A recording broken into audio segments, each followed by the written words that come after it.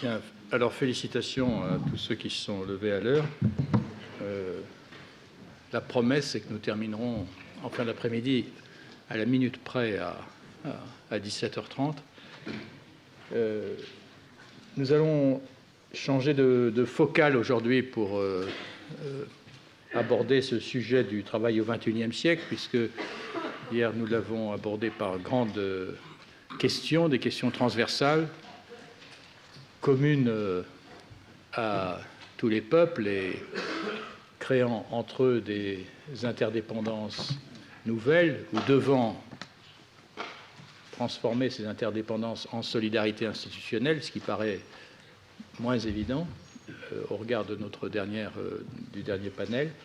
Aujourd'hui, nous allons aborder le sujet en partant de la diversité des expériences et en partant de ce point de vue, c'est une vieille discussion parmi les juristes, en tout cas en France. Il y a eu ce débat très tôt, au fond déjà entre Pascal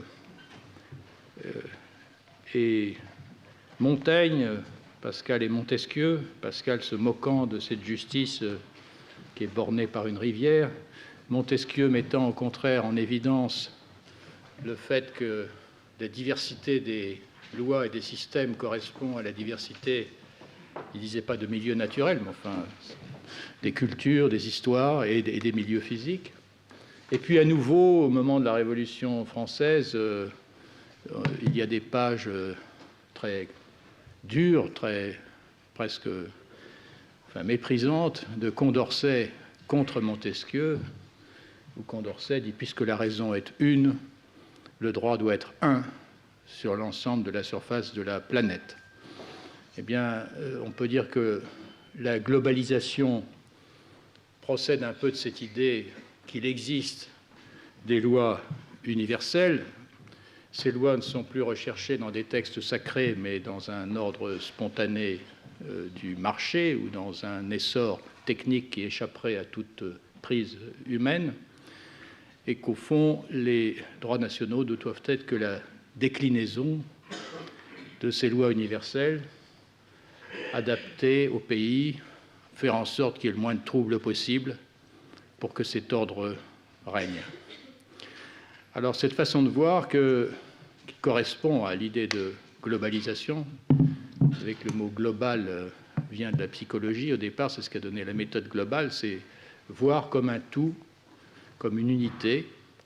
À cette approche s'oppose donc celle de la mondialisation qui tend à voir au contraire le monde comme une mosaïque d'histoires, de cultures, de contextes physiques différents, qu'il ne s'agit pas d'uniformiser, mais d'unir autant qu'il est possible. Nous avions consacré à ce binôme mondialisation-globalisation un colloque il y a 2 ans qui avait été placé sous l'égide de Simone Veil. Je parle de la philosophe avec un W. Et les actes de ce colloque doivent paraître dans 15 jours aux éditions du Collège de France. Je vous le signale, les informations précises seront diffusées sur la liste d'informations de la chaire. Alors c'est dans cette perspective que se situent nos travaux aujourd'hui, celle d'une confrontation de la diversité des expériences, sans laquelle nous sommes condamnés à rester sur une pente qui sans doute fut celle de l'OIT lors de sa création, et que je résumais hier en disant « les lumières sont au nord, l'obscurité au sud, il faut répandre les lumières du nord sur l'obscurité du sud ». Ce n'était pas dit dans des termes tels, mais enfin on parlait des peuples qui nécessairement allaient rejoindre le modèle industriel, et l'ensemble de la construction intellectuelle de la constitution de l'OIT repose quand même sur cette idée d'un modèle qui est universel, avec des catégories universelles qu'on va projeter sur l'ensemble des pays. Même si, dans le détail, la vue que je présente pourrait paraître caricaturale à ceux qui connaissent un peu plus dans le détail les normes internationales du travail, il y a des instruments de souplesse, mais on peut dire que globalement, telle était la pente. dans une sorte d'universalisme naïf qui procède, je le répète, de la projection de ces catégories de pensée sur le monde entier, au lieu d'essayer de procéder d'une confrontation des différents modes de pensée. Alors cette seconde approche, c'est celle qui est développée à l'Institut d'études avancées de Nantes, dont sont issus un bon nombre des intervenants d'aujourd'hui, qui s'est donné pour mission justement d'essayer de travailler à un universalisme fondé sur une confrontation sur un pied d'égalité des schèmes de pensée. Ça renvoie à des problèmes plus généraux de crise des sciences humaines, à mon sens, puisque les sciences sociales sont fondées sur des catégories de pensée qui sont fondamentalement normatives, et dès que l'on gratte, on s'aperçoit que les trois quarts d'entre elles sont issues du droit romain. Contrat, loi, religion, État, etc. Et que leur exportation ne va pas de soi. On s'en rend compte dès qu'on a des problèmes de traduction. Madame Zeng vient d'achever la traduction d'Homo juridicus en chinois. Je peux vous dire que rien n'est évident dans la traduction de chaque notion. Alors, pour l'OIT, il y a eu des problèmes de ce genre, et j'en cite un seul parce que nous avons, en fin de journée, nous devions avoir ici Gerd Spittler, qui a été empêché par un accident de vélo, il s'est cassé la cheville. Et je sais, ce dont il voulait nous parler, c'était donner un exemple. Gerd Spittler est un anthropologue qui a beaucoup travaillé dans les régions subsahariennes, enfin sahéliennes, disons, et il est très critique du maniement du concept de travail par les normes de l'OIT, s'agissant spécialement des règles concernant le travail des enfants. Et ce n'est pas très difficile de comprendre en quoi cette exportation immédiate de la notion de travail pose problème, puisque nous-mêmes disons à nos enfants et à nos petits-enfants, dans mon cas, j'espère que tu travailles bien à l'école. Et dans le même temps, on dit au reste du monde, c'est interdit de travailler pour les enfants. Donc on sent bien qu'il y a un problème. De quoi parle-t-on quand on parle de travail?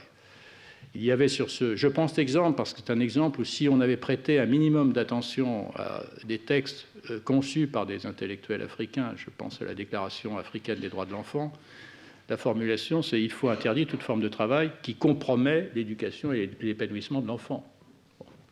Bon, on comprend bien ce que ça veut dire.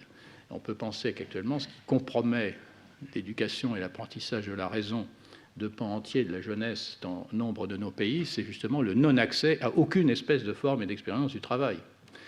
Donc, voyez en quoi ce travail de confrontation des catégories peut nous aider à mieux comprendre les nôtres et à accéder, à s'accorder justement sur quelque chose que ma collègue Mireille Delmas-Marty appellerait peut-être un jus commune, je ne m'engagerai pas sur ce terrain, mais enfin disons à un minimum d'entente.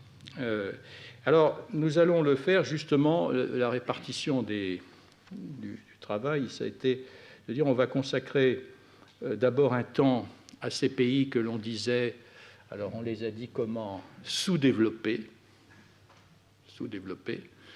après on les a dit en voie de développement, et maintenant, pour un certain nombre d'entre eux, on les dit émergents. Donc, il y a une évolution de vocabulaire. On continue de penser que, malgré tout, cette émergence se fait dans un mouvement de rapprochement avec un modèle qui serait le modèle occidental. Or, notre panel d'hier sur les questions écologiques montre ce qu'il y a d'absurde dans cette vue. Je donne un exemple, un souvenir personnel avec Monsieur Sidibé, qui est dans cette salle, qui a exercé de hautes fonctions au Mali. Je me souviens avoir visité ce qu'on appelle les forges de Bamako, qui est un lieu qui, en matière de récupération des matériaux, surpasse toute espèce de savoir-faire. Alors, c'est dans les conditions de travail des enfants, dont on peut dire qu'elles sont améliorables. Mais, et on envoie des experts depuis l'Europe pour apprendre aux Maliens comment recycler. On prétend leur apprendre un usage économe des ressources. alors que s'il y a des pays et des cultures qui ont cultivé cet usage économe depuis longtemps, s'il y a des gens qui pourraient nous donner les leçons, ce sont plutôt eux. Donc vous voyez, c'est à travailler à non pas un renversement complet, tout dépend des questions, mais un processus d'apprentissage mutuel que nous souhaitions vous convier ensemble. Alors, j'allais dire que les orateurs que vous allez entendre sont rompus à cet exercice, puisqu'ils ont tous passé une année dans des conditions où ils étaient confrontés chaque jour à des gens venant d'horizons différents. Et donc, on va commencer par les pays dits émergents, peut-être certains même totalement émergés, dans le cas de la Chine, je ne sais pas.